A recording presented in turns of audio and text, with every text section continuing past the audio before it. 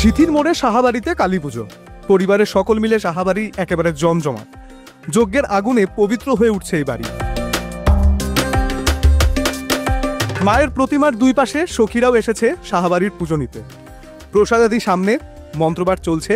ধীরে ধীরে সবাই এগিয়ে আসছে অঞ্জলির জন্য। অঞ্জলির মন্ত্রোচ্চারণ, মন দিয়ে মাকে ডেকে মনের কথা বলা, এই তো পুজোর ভক্তি। সদস্যদের হাসি আর মায়ের মুখই বলে দিচ্ছে পুজোর আনন্দ।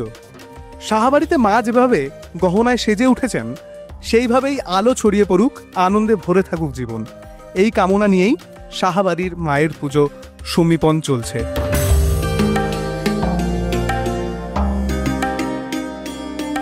নমস্কার, আপনারা দেখছেন রাষ্ট্রীয় টিভি বাংলা। আমাদের অভয় শক্তির অভিযান চলছে। রাস্তায় বেরোলে অনেক আলো দেখা যাচ্ছে, আর সেই আলোর মাঝখানেও যে মানুষের মন থেকে মানুষ চাইছে উৎসবে থাকতে, এবং 12 মাসে 13 পার্বণের মনে হয় এই সময়টাতেই সবচেয়ে বেশি পার্বণ থাকে। রাস্তায় আলো দেখা যাচ্ছে, সেটা সবই বেশিরভাগ ক্ষেত্রেই হচ্ছে বারোয়ারি মণ্ডপ, সেখানে প্রচুর লোকের দায়িত্ব থাকে। কিন্তু বাড়ির পুজোর ক্ষেত্রে একটা ছোট্ট পার্থক্য থাকে, সেটা হচ্ছে নিজেদের দায়িত্ব নিতে হয়, অনেক দায়িত্ব নিতে হয়। আর মায়ের পুজো তো একটু কঠিন হয়। আমরা সাহাবাড়িতে দাঁড়িয়ে আছি, আমরা জেনে নিই সাহাবাড়ির এই পুজো কতদিন ধরে চলছে এবং তারা কিভাবে এই পুজোকে এগিয়ে নিয়ে যাচ্ছে। আপনাদের এই পুজো কতদিন ধরে চলছে? আমার নাম নীলাঞ্জনা সাহা। আমার এই পুজো আজকে 25তম বার্ষিকীতে পড়লো। আমরা দুজনে মিলে এই পুজো করছি। আর প্রায় আমার জন্মের আগে থেকে বলি শুরু হয়েছিল আমার বাবার ইয়ে থেকে। তারপরে যখন আমার বিয়ে হয় তখন ভাবলাম বলি যদি সারা বছর হয় তাহলে, সারা বছর বলতে বছরে একবার হয়, তাহলে পুজো কেন হবে না মায়ের।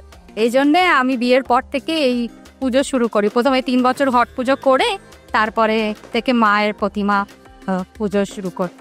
এবং শুধু তাই নয়, আজকে পুজো আর গতকাল পুজোর আগের দিন থেকে মা যবে থেকে আসেন সেই দিন থেকেই একদম বিকেল থেকে আমার ঘরে অনুষ্ঠান, সঙ্গীতানুষ্ঠান, খাওয়া দাওয়া, বলতে গেলে 3 দিন ধরে আমার অনুষ্ঠান হয়। তারপর হ্যাঁ, চারিদিকে বাজি ফাটছে, আমরা বাজির শব্দ শুনতে পাচ্ছি। পরিবারের মধ্যে প্রচুর আনন্দ রয়েছে নিশ্চয়ই। তো আমরা আনন্দটা কি করে এগিয়ে নিয়ে যাই আপনাদের পরিবারের মধ্যে থেকে, সেটাই দেখার। এবং সব থেকে বড় কথা হচ্ছে যে আমরা এই চারপাশে যত রকমের পুজো দেখতে পাই, বাড়ির পুজোর মধ্যে আন্তরিকতার পরিমাণটা একটু হয়তো বেশি থাকে। তো আমি সেই আন্তরিকতা নিয়ে ছোট করে প্রশ্ন করবো আপনাকে। আন্তরিকতা বলতে দেখুন, আমাদের তো যত রিলেটিভ আছে সবাইকেই বলা হয়, আমাদের আত্মীয় স্বজন, বন্ধু বান্ধব, পাড়া প্রতিবেশী। যেমন আমাদের নিচে প্রসাদ বিতরণ হচ্ছে, ওখানে প্রচুর লোক দাঁড়িয়ে প্রসাদ নিচ্ছে, এগুলো আমাদের খুব ভালো লাগে। আমরা এটা করে আমরা খুব আনন্দিত হই। তা আমরা তো করার কেউ না, মা আমাদের দিয়েছে তাই আমরা করতে পারি। আমরা তো সাধারণ মাত্র, তাই না? এই হলো ব্যাপার।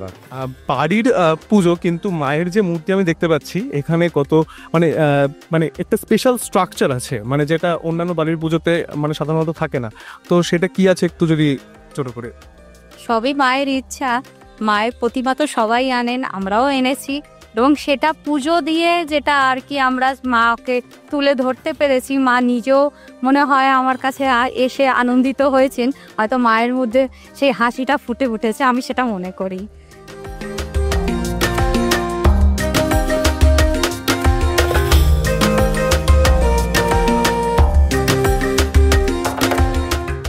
বাড়ির পুজো প্রচুর মজা। হ্যাঁ, কিরকম কি মজা করিস তোরা? সত্যি কথা বলতে প্রথম দিন মা আসেন সকালবেলা, তারপর বাউল গানের ফাংশন থাকে, তারপর ওই সারাটা সন্ধে মিলে আমার অনেক ফ্রেন্ডসরা আসে, মিলে প্রচণ্ড আনন্দ হয়, গানের তালে সব কিছুই, নাচানাচি সব কিছুই।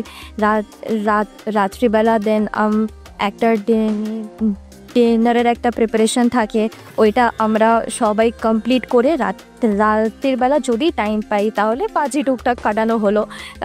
তারপর আমরা সারা রাত্রির ঘোর জেগে তারপর সকালবেলা মায়ের পুজো, আমাদের সকালবেলা চণ্ডী পুজো হয়।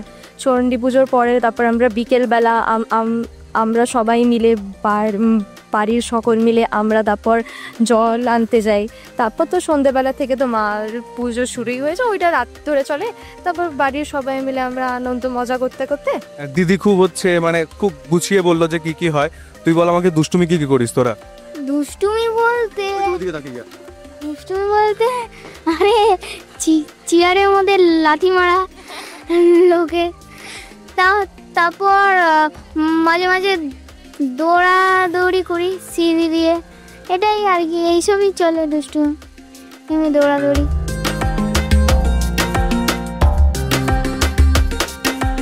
রাষ্ট্রীয় টিভি বাংলার তরফ থেকে বাড়ির পুজোর বিশেষ সম্মান, অভয়া শক্তির আমাদের বিশেষ সম্মান, আমাদের এই সম্মান সাহা পরিবারের হাতে তুলে দিচ্ছেন আমাদেরই সহকর্মী তন্ময়।